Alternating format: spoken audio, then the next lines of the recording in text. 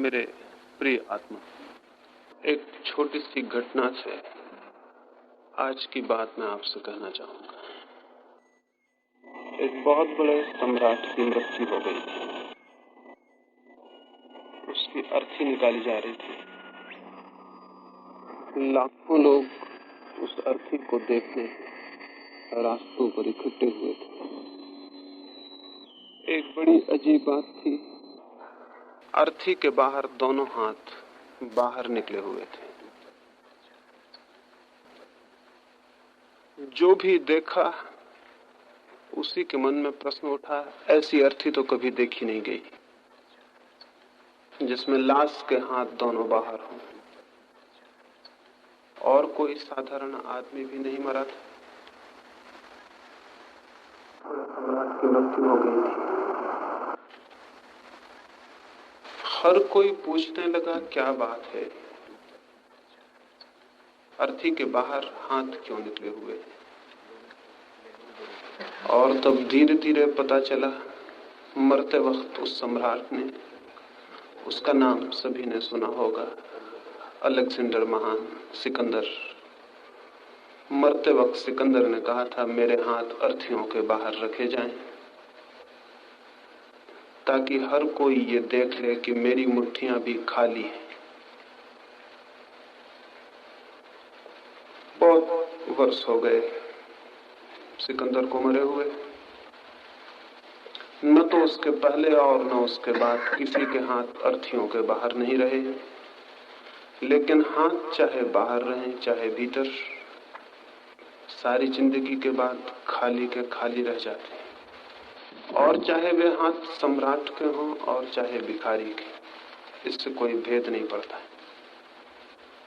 जिंदगी में होगा कोई भिखारी और होगा कोई सम्राट, लेकिन मौत सबको बराबर कर देती। और वो बराबरी खाली हाथों की बराबरी होती है। सबके हाथ समान रूप से खाली होते हैं। ये बात इसलिए मैंने कहना चाहिए, इस बात का स्मरण दिलाने के लिए कि मौत जिसके हाथ खाली पाती है, जिंदगी में भी वो खाली रहा होगा। ये असंभव है कि जिंदगी में भरा रहा हो और मौत उसके हाथ खाली पाए, क्योंकि मृत्यु तो जीवन की ही पूर्णता है। जिस भांति हम जीते हैं उस भांति ही हम मरते हैं। मृत्यु तो सूचना है पूरे जीवन की कि जीवन कैसा था। तो यदि मौत खाली हाथ पाती हो तो कोई भूल में रहा होगा कि जिंदगी में भरा था, जिंदगी में भी खाली रहा होगा। कुछ थोड़े से लोगों को जीवन में ही ये दिखाई पड़ने लगता है कि हाथ खाली है। जिनको ये दिखाई पड़ता है कि हाथ खाली है, वे संसार की दौड़ छोड़ देते हैं, धन की और यश की, पद की और प्रतिष्ठा की। लेकिन वे लोग भी एक नई दौड़ में पड़ जाते हैं, परमात्मा को पाने की, मोक्ष को पाने की। और मैं ये निवेदन करना चाहूंगा इन 3 दिनों में कि जो भी आदमी दौड़ता है वो हमेशा खाली रह जाता है, चाहे वो परमात्मा के लिए दौड़े और चाहे धन के लिए दौड़े। इसलिए केवल सम्राट ही खाली हाथ नहीं मरते और भिखारी ही नहीं, बहुत से सन्यासी भी खाली हाथ ही मरते हैं।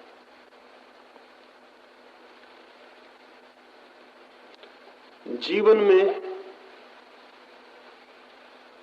जो भी पाने जैसा है वो दौड़ के नहीं पाया जा सकता है। जीवन का सौंदर्य और जीवन का सत्य और जीवन का संगीत कहीं बाहर नहीं है कि कोई दौड़े और उसे पाले। जो कुछ भी बाहर होता है उसे पाने के लिए यात्रा करनी होती है, चलना होता है। और जो भी भीतर है उसे पाने के लिए जो यात्रा करेगा वो भटक जाएगा। क्योंकि यदि मुझे आपके पास आना हो तो मैं चलूंगा और तब आपके पास पहुंच सकूंगा। और अगर मुझे अपने ही पास पहुंचना हो तो चलने से कैसे पहुंचा जा सकता है? मैं तो जितना चलूंगा उतना ही दूर निकल जाऊंगा।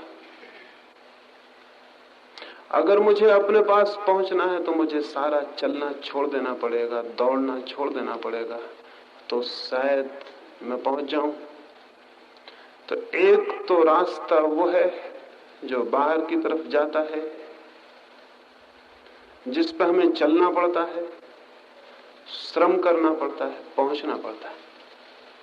एक रास्ता ऐसा भी है जिस पर चलना नहीं पड़ता और जो चलता है वो कभी नहीं पहुंचता, जिस पर रुकना पड़ता है और जो रुक जाता है वो पहुंच जाता है। ये बात बड़ी उल्टी मालूम पड़ेगी, क्योंकि हमने तो अब तक यही जाना है कि जो खोजेगा वो पाएगा, जो चलेगा वो पहुंचेगा, और जो जितने जोर से चलेगा उतने जल्दी पहुंचेगा, और जो जितने श्रम से दौड़ेगा उतने शीघ्र पहुंच जाएगा।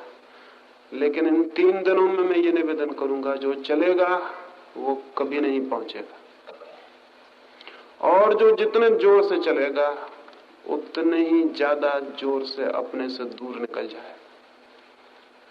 एक और छोटी कहानी कहूं। एक नदी पर सांझ सूरज ढलता था। 2 भिक्षु नाव से उतरे। एक युवा भिक्षु था और एक बूढ़ा। उन दोनों ने माझी से पूछा कि क्या सूरज डूबने तक हम ये जो सूरज के डूबती रोशनी में चमकती हुई दीवार है गांव की, वहां तक पहुंच जाएंगे? पास ही गांव था और उसके चारों तरफ किले की दीवार थी, और नियम था कि सूरज डूबने के साथ ही उस गांव का दरवाजा बंद हो जाए। तो उन दोनों भिक्षुओं ने पूछा कि क्या हम पहुंच जाएंगे सूरज के डूबते डूबते? उस बूढ़े माझी ने कहा कि अगर धीरे गए तो पहुंच जाओगे, और अगर जल्दी गए तो पहुंचना बहुत मुश्किल है। उन दोनों भिक्षुओं ने समझा कि यह आदमी पागल है, क्योंकि जो ये कहता हो कि धीरे चलोगे तो पहुंच जाओगे और जल्दी चले तो नहीं पहुंच पाओगे, उसको कौन समझदार समझेगा? उसे तो कोई भी पागल समझेगा, पूरी दुनिया पागल समझेगी, आप भी पागल समझेंगे। क्योंकि दुनिया में तो हम यही जानते हैं, दौड़ना जानते हैं, शीघ्रता जानते हैं। ये क्या बात? उसकी बात सुनने को फिर वे और नहीं ठहरे, उसकी बात सुनने जैसी नहीं थी, उसकी पहली बात ही बड़ी गड़बड़ थी। वे दोनों भागे। उचित था यही, तर्क यही कहता है, बुद्धि यही कहती है, अगर पहुंचना है तो दौड़ो। और सूरज ढला जाता है, सांझ हुई जाती है, रात घिर आएगी, द्वार बंद हो जाएंगे, पहुंचना मुश्किल है, फिर रात बाहर ही ठहर जाना होगा। इसलिए वे भागे, जितनी उनमें शक्ति थी उतनी शक्ति लेके भागे। थोड़ी ही देर बाद बूढ़ा भिक्षु गिर पड़ा। उतनी शक्ति न थी दौड़ने की, सिर पर बोझ था, ग्रंथों का ग्रंथ लिए हुए था। गठरी गिर गई और ग्रंथ बिखर गए और उनके पन्ने उड़ गए। पीछे से उस माझी ने अपनी नौका बांधी और वो भी अपनी पतवार लेकर धीरे धीरे आता था। युवा भिक्षु बूढ़े भिक्षु के पैरों से खून को साफ कर रहा था और पट्टी बांध रहा था। उस माझी ने आके कहा कि मेरे मित्रों, मैंने कहा था अगर धीरे जाओगे पहुंच जाओगे, अगर जोर से गए नहीं पहुंच पाओगे। तब उन्हें ख्याल में आया कि धीरे चलने की भी कोई कला होती है। लेकिन उसने तो कहा था धीरे चलोगे तो पहुंच जाओगे। इन 3 दिनों में मैं तो और भी बड़े पागलपन की बात आपसे कहने को हूं। मैं तो ये कहने को कि चले तो कभी ना पहुंच पाओगे। तो जब धीमे चलने को ही कोई पागलपन समझे और तेजी से चलना समझदारी मालूम हो, तो फिर मेरी बात कैसी लगेगी? लेकिन कुछ कारण हैं जिनसे ऐसा कहता हूं। वो कारण तो धीरे धीरे 3 दिनों में आपको स्पष्ट करूंगा। आज तो शुरू में सूत्र रूप में कुछ बातें कह देना जरूरी है जो 3 दिनों में आपके ख्याल में आ जाएंगी। सबसे पहली बात यही है, और वो ये